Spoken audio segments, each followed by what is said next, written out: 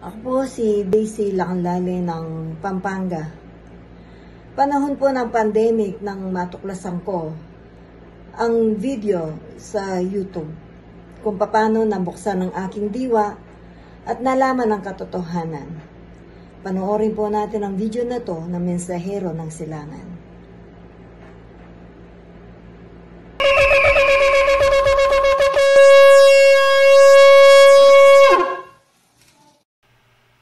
Those who are wise will shine like the brightness of the heavens, and those who lead many to righteousness like the stars forever and ever.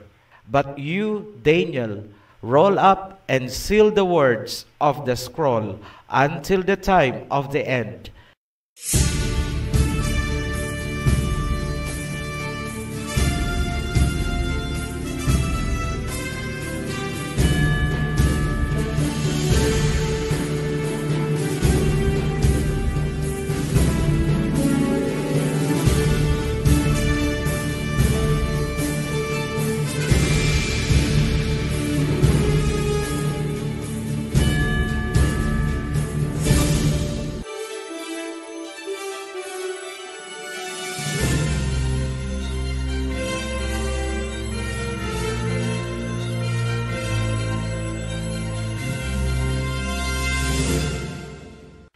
Isang masayang pagbati mula sa Ophirian Heritage Conservatory.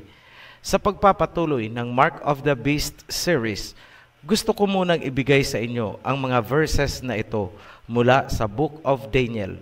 Daniel chapter 12, verse 3 to 4, and verses 9 to 10. Those who are wise will shine like the brightness of the heavens, and those who lead many to righteousness like the stars forever and ever. But you, Daniel, roll up and seal the words of the scroll until the time of the end. Many will go here and there to increase knowledge. I heard, but I did not understand. So I asked, my master, what will the outcome of all this be? He replied, go your way, Daniel, because the words are rolled up and sealed until the time of the end. Many will be purified, made spotless and refined, but the wicked will continue to be wicked. None of the wicked will understand, but those who are wise will understand. As for you, go your way till the end. You will rest, and then at the end of the days, you will rise to receive your allotted inheritance. Tagalog. Yung mga madudunong na gumabay sa marami tungo sa katwiran ay magniningning na parang mga bituin sa kalangitan magpakailanman. Marami ang magpaparoon at parito para sa kaalaman. Ngunit ikaw, Daniel, sarhan mo ang mga salita na nasusulat sa scroll hanggang sa panahon ng katapusan. Sinabi ni Daniel, pinakinggan ko, ngunit hindi ko naunawaan. Kaya't ako'y nagtanong, Panginoon, ano ang kahihinatnan ng lahat ng ito? Siya ay sumagot, humayo ka, Daniel, sapagkat ang mga salita ay nakapidid at selyado hanggang sa panahon ng katapusan. Marami ang magiging dalisay at walang bahid, ngunit ang masasama ay magpapatuloy sa kanilang kasamaan. Walang sino man sa kanila ang makakaunawa, ngunit ang mga madudunong ay makakaunawa.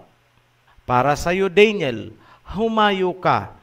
Ikaw ay mamamahinga at sa pagdating ng katapusan, babangon ka upang tanggapin ang iyong bahagi sa pamanang lahi. Ang mga nailabas na namin noon ay bahagi at may kaugnayang mga impormasyon na nakasara mula sa panahon ni Prophet Daniel. Ngunit ayon sa nasusulat, tanging ang mga marurunong mag-isip ang makakaunawa. Maraming nag-comment na hindi raw nila maunawaan ang aming mga sinasabi sa video series na ito. Straight na sagot, sapagkat doktrina ang laman ng inyong mga isip at diwa at hindi kayo marunong sumunod ng instruction. Sinabi na namin na kailangan nyong magsimula sa Creation Series, Babylon Series, World Territory Series, Rizal Series, 2 Witnesses Series. Ang mga link ay inilagay namin sa description sa ibaba lamang nitong video. Kailangan nyong unawain at tanggapin ang mga katotohanang inihayag namin sa mga series na yan para maunawaan nyo ang Book of Revelation, lalo na itong tungkol sa Mark of the Beast. Sa mga nagtatanong kung sino ang 7 ulo ng dragon, ipagpaumanhin nyo po, hindi ko na po pwedeng pangalanan dito. Panuorin nyo ang 2 Witnesses at ang Rizal Series. Doon nyo malalaman ang 7 bansa na ulo ng dragon. Ang videong ito ay part 3 ng Mark of the Beast.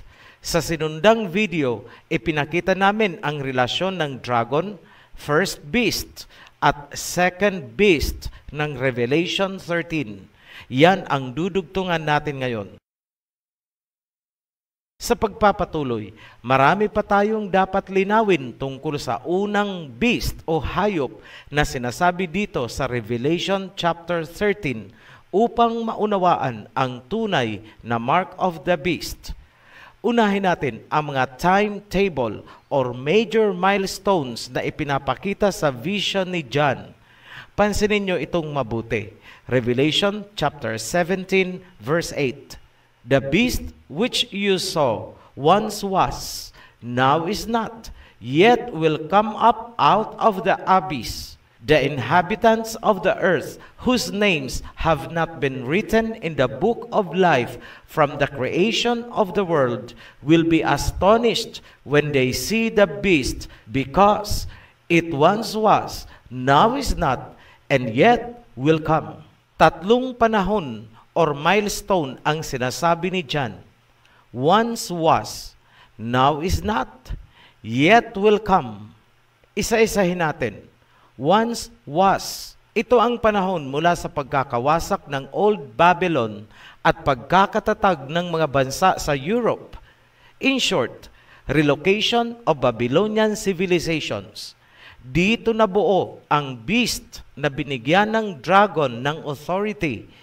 Ang isang ulo ng dragon ay ang Italy, kung saan naroroon ang Roman Empire. Ngayon, ano yung sunod na panahon? Now is not. Ito ang panahon kung kailan binigay ang vision kay John sa pagitan ng 50 to 100 AD. Ang isang ulo ng beast, ang Roman Empire, ay nagkaroon ng malubhang sugat at kinailangang magpagaling. Kaya ang sabi kay John, now is not, meaning sa panahong ibinigay ang vision, ang beast ay inactive kasi nagpapagaling ng kanyang malubhang sugat. Ano ang malubhang sugat ng isang ulo nitong beast? Una, nasunog ang Roma. Sinundan yan ng pagkamatay ni Emperor Nero. Then, nagkaroon sila ng civil war dahil sa agawan ng trono. Muntik nang malusaw ang Roman Empire. Yan ang malubhang sugat kung kaya nanghina ang beast. Ngunit, ang sabi sa Revelation, ang beast ay nakarecover, gumaling ang sugat, at ito ay ikinamangha ng buong mundo. Kailan ito naganap? Ito ay naganap sa panahon ng pamumuno ni Vespasian. Nakarecover at lalong lumakas ang Roma. Nahigitan pa nito ang former glory noong buhay pa si Nero at ang mga naunang pinuno. Ngayon, sa pamumuno ni Vespasian, isinakatuparan ng Roman Empire ang Siege of Jerusalem noong 70 AD. Kinontrol din ni Vespasian ang England, kung kaya hanggang ngayon, ang London ay nananatiling isang virtual Roman enclave. London Corporation is the nucleus of Great Britain. Ang London, ang think tank, ang utak na nagpapagalaw sa realm of dominion ni Her Majesty. Mula sa England, sumibol ang pangwalo, pangsyam at pangsampung sungay ng beast. 3 heads of state ang sumibol at pinamunuan nito ang Amerika, Australia at sa pamamagitan ng Balfour Declaration, nilikha nila ang modern-day Israel na umagaw sa lupain ni Jacob. Sa makatuwid, ang nagtatag ng Amerika, Australia at Israel ay ang England, the Great Britain. At ano ang nucleus ng England? London, the virtual enclave of the Roman Empire. Hindi nyo yan mauunawaan kung hindi nyo panunuorin ang World Territories Series. Yan ang malalim na nakapaloob sa Revelation chapter 17 verse 8. Basahin ko ulit. The beast which you saw once was, now is not, yet will come up out of the abyss. The beast is an alliance of kings and nations na nagpahirap at nagpapahirap sa chosen holy people. Revelation chapter 17 verse 9 to 11. This calls for a mind with wisdom. The 7 heads are 7 hills on which the woman sits. They are also 7 kings. 5 have fallen. 1 is, the other has not yet come. But when he does come, he must remain for only a little while. The beast who once was and now is not is an 8th king.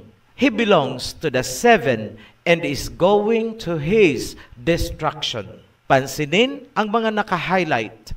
Ang 7 heads ay kings. Mismong ang beast ay ang pangwalong king. E ano naman ang 10 horns or sungay? Verse 12, the 10 horns you saw are 10 kings who have not yet received a kingdom, but who for 1 hour will receive authority as kings along with the beast. They have one purpose and will give their power and authority to the beast. Recap ko ulit. Verse 9 and 10. Ang 7 heads ay 7 kings. Ang beast ay king. Sa verse 12, ang 10 horns ay 10 kings. Maliwanag. Ang head, horn, at beast ay lahat mga kings ang kahulugan. Sa modernong pananalita, mga heads of state, mga hari, pangulo at prime ministers ng mga bansa. Bakit napakahirap para sa mga nagbabanal-banalang tagapagturo na tanggapin ang katotohanang ang Book of Revelation ay tungkol sa world geopolitics of the last days? Ito ang sagot. Daniel chapter 12 verse 10. Many will be purified, made spotless and refined, but the wicked will continue to be wicked. None of the wicked will understand, but those who are wise will understand. Tagalogin ko, sapagkat wala sa mga masasamang tao ang bibigyan ng pagkakaunawa. Yan ang nasusulat ni Prophet Daniel. Ang alliance ng mga heads of states, kings, presidents, at mga prime ministers ng mga bansang wicked or masasama ay ang beast, kung saan sumakay ang harlot woman, ang mystery Babylon. Revelation chapter 17 verse 3. Then the angel carried me away in the spirit into a wilderness.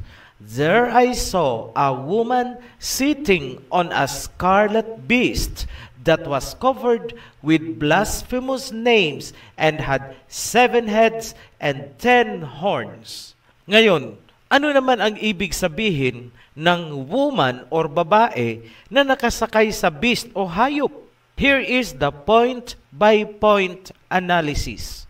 Point number 1, ang woman ay isang great city, isang sibilisasyon. Revelation chapter 17 verse 18. The woman you saw is the great city that rules over the kings of the earth. Point number 2. Ang woman ay sumisimbolo sa Babylon. Revelation chapter 17 verse 4. The woman was dressed in purple and scarlet and was glittering with gold, precious stones, and pearls.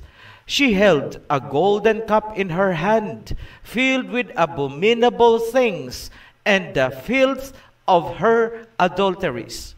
Babylon the Great, the mother of prostitutes and of the abominations of the earth. Ang woman or great city na ito ay tinawag na Babylon the Great, meaning siya ang modern day revival ng Babylon. Mother of harlots, mother of prostitutes. Huwag po kayong malilito dahil sa Book of Revelation, ang great city na ito ay tinawag ding Egypt in terms of slavery. At tinawag ding Sodom in terms of sexual immorality and fornication. Point number 3, drunk with the blood of the saints. Revelation chapter 17 verse 6. I saw that the woman was drunk with the blood of Alahaym's holy people, the blood of those who bore testimony to Yahweh. Lango sa dugo ng mga banal na tao. Point number 4, sentro ng kalakaran ng mundo. Revelation chapter 17 verse 11 to 13. The merchants of the earth will weep and mourn over her because no one buys their cargoes anymore. Cargoes of gold, silver, precious stones. Verse 13, cargoes of cinnamon and spice, of incense, myrrh and frankincense, of wine and olive oil, of fine flour and wheat, cattle and sheep, horses and carriages, and human beings sold as slaves. Ayan, cargoes of human beings sold as slaves. Ang city na ito ay literally itinayo at the back of the slaves, kung kaya tinawag din itong Egypt sa ibang bahagi ng Book of Revelation. What happened? History speaks. Transatlantic slave trade. Sino ang mga slaves na ibinenta sa city na ito? Sino yung mga alipin na ibinenta sa city na ito? The tribe of Judah of Jacob's Israel. Yung mga dinukot yan mula sa Africa. Dapat napanood nyo ang Two Witnesses series at ang Rizal series para maunawaan ang detalye ng bahaging yan. Ngayon, magpatuloy tayo. Revelation chapter 18 verse 3.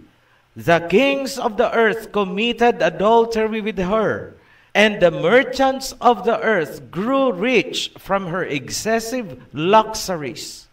Ang woman or great city na ito ay sentro ng pandaigdigang kalakaran. Cargoes of gold, silver, precious stones. Para patunayan ko sa inyo, nasaan ba ang World Trade Center? Nasaan ang pinakamalaking stock exchange ng mundo kung saan nagpapayaman ang mga merchants? Andun sa great city. Point number 5. The kings committed adultery with her. Para maunawaan, nasaan ang United Nations kung saan pumupunta ang mga kings, presidents, and heads of state? Andun sa great city. Point number 6. Luxury o karangyaan. Revelation chapter 18 verse 3. The kings of the earth committed adultery with her, and the merchants of the earth grew rich from her excessive luxuries. Yes, the finest things in life, the great city that never sleeps. Point number 7, breeding ground for every unclean spirit, dwelling of demons. Revelation chapter 18, verse 1 to 2. After this, I saw another angel coming down from heaven. He had great authority, and the earth was illuminated by his splendor. With a mighty voice, he shouted, "Fallen, fallen is Babylon the Great. She has become a dwelling for demons and a haunt for every impure spirit, a haunt for every unclean bird, a haunt for every unclean and detestable animal." Isa lang naman ang tinutukoy. Ang great city na ito ay parang yung ancient Babylon, kung saan nagmumula ang iba't ibang doktrina, immorality, and fornication. Patunayan natin na ito ay tahanan ng mga impure spirits and demons. Nasaan ang headquarters ng Church of Satan? Naririto sa Great City. Kabilang din ito sa tinatawag na Sin City, the modern-day Babylon. Point number 8.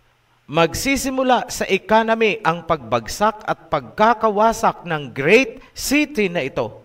Revelation chapter 17, verse 11, 12, and 16. Verse 11. The merchants of the earth will weep and mourn over her, because no one buys their cargoes anymore. Cargoes of gold, silver, precious stones. Verse 16. The beast and the 10 horns you saw will hate the prostitute. They will bring her to ruin and leave her naked. They will eat her flesh and burn her with fire.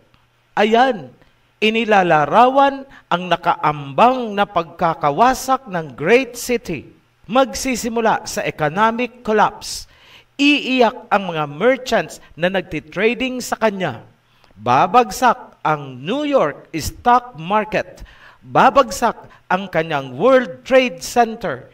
Hindi lang po ang physical building ang tinutukoy ko, kundi mismong ang kanilang trading platforms and banking systems.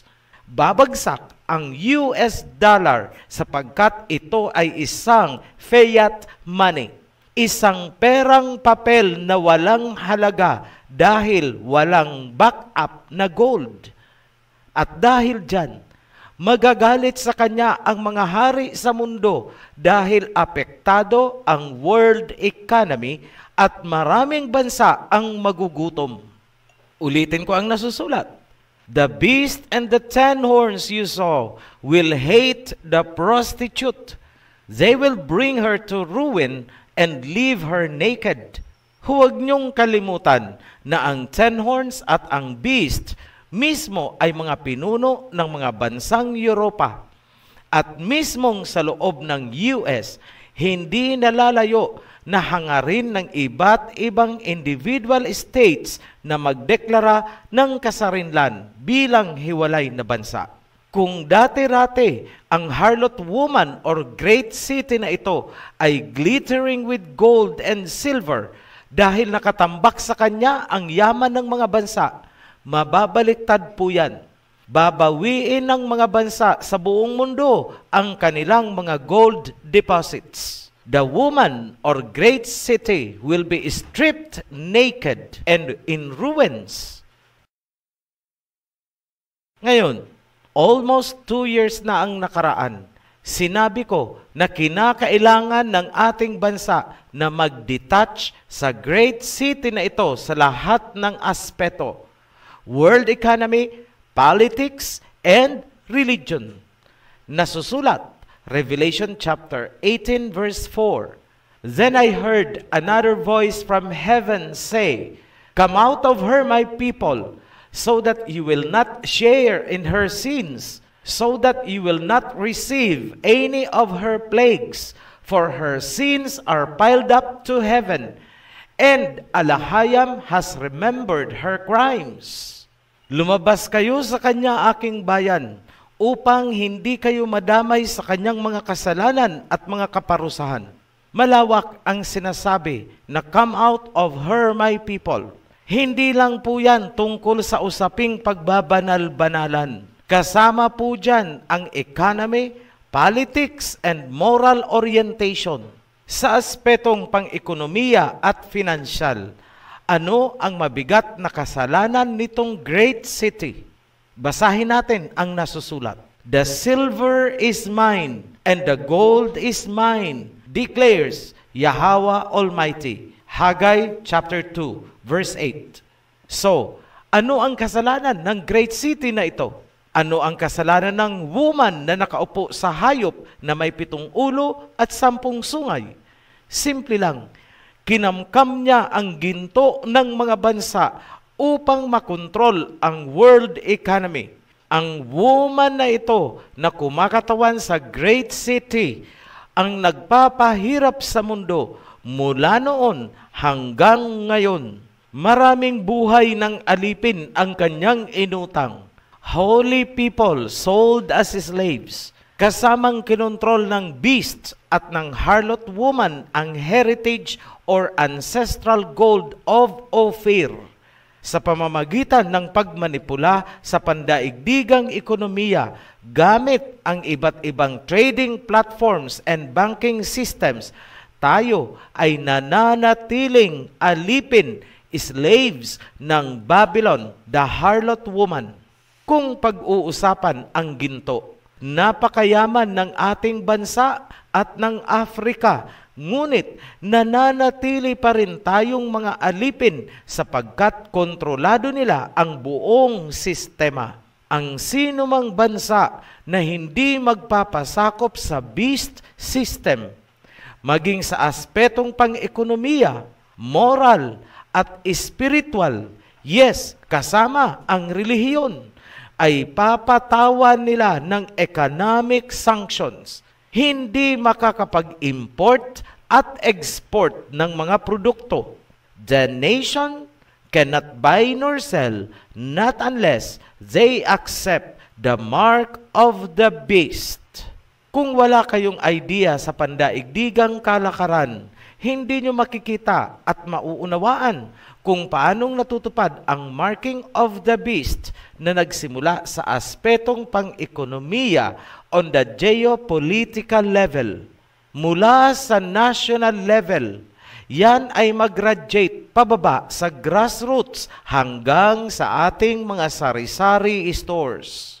Ang aspetong pang-ekonomiya ng mark of the beast na kinakaharap ng ating bansa ay maiiwasan lamang kung tayo ay kakala sa Babylonian economic system at huhugpong sa golden tube ng 2 witnesses na pumoprotekta sa Shemites territory. Ang 2 witnesses na sinisimbolo din ng 2 olive tree ay pinagmumulan ng golden oil na magpapaningas sa golden lampstand na sumisimbolo sa ating mga Hebreo. Nailahad ko na po ang tungkol sa topic na yan. Magdadalawang taon na ang nakaraan. Panoorin nyo ang 2 Witnesses series para maunawaan ang bagay na yan. Ito ang masayang balita. Magdadalawang taon na ang nakalipas nang sinabi ko ang paghuhugpong natin sa golden tube ng 2 witnesses. And now, natutupad na. So, what events are we expecting to happen in the very near future? Pakinggan nyo itong mabuti. The global debt facility will collapse. Federal Reserve will crash down. Ang fiat money ay mawawala ng halaga. Yes, mawawala ng halaga ang dolyar ng mga kano. Bakit? Sapagkat papalit ang isang uri ng kalakaran kung saan ang makakasali lamang ay mga bansa na ang currency ay may kaukulang gold backup. Matutuloy na ang naudlot na Asian dollar noon. Yan ang labis na kinatatakutan ng beast government. Asahan natin ang iba't ibang multi-sectoral propaganda kung saan gagamitin ang religion upang makakuha ng suporta. Sa puntong yan, magsisimulang ipatupad ng beast government ang marka hanggang sa mga individual na tao. Ang magpapatupad niyan ay ang second beast na binabanggit sa Revelation 13. Dito magkakaroon ng head-on collision, matinding banggaan ng mga Gentile religions versus Hebrew heritage, mga sekta versus Ophirian heritage. Ito ang masasabi ko sa inyo, mga pinuno ng mga sekta. Alam ko nakatutok kayo sa advocacy na sinimulan namin. Listen carefully. You do not understand what is going on because you are intoxicated with the concoction of doctrines and propaganda.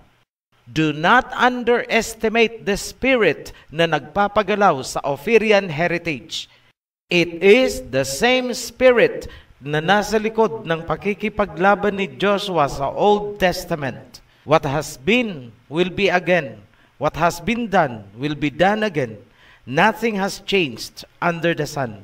Ecclesiastes chapter 1 verse 9. Bilang pansamantalang pagtatapos ng videong ito, muli kong babalikan ang isinulat ni Prophet Daniel tungkol sa mga beasts. Daniel chapter 12 verse 4. But you, Daniel, roll up and seal the words of the scroll until the time of the end. Many will go here and there to increase knowledge. Kung ang instruction kay Daniel ay i-seal ang words, kabaliktaran nun ang instruction kay John. Revelation chapter 22 verse 10. Then he told me, do not seal the words of the prophecy of this scroll, because the time is near. Magdadalawang taon na ang nakalipas mula nang sinimulan kong ilahad ang mga salita, ang mga bagay-bagay na selyado sa panahon ni Daniel. Marami sa inyo ang nakakapansin na sobrang kakaiba ang inihayag ko. Mula pa sa creation series hanggang dito sa mga prophecies. Yan ay dahil marami sa mga information ay nakalink sa mga sealed words of the prophets. Abangan nyo ang pagpapatuloy kung saan ilalahad ko na ang totoong mark of the beast sa susunod na video. Para sa mga bagong baptized, welcome to the covenant. Sa mga new subscribers, panoorin nyo ang The Guide para alam nyo ang tamang sunod-sunod ng mga videos. Nasa ibaba lang po nitong video ang mga link. Hanggang sa muli, be blessed. Shalom. Naniniwala po ako na ikaw na nanood ay maraming katanungan at unti-unting nabubuksan ang iyong diwa. Kung nais mong magpatuloy, subaybayan ang nasabing video ng Mensahero ng Silangan. I-follow lang ito, i-share at i-subscribe. Maraming salamat po.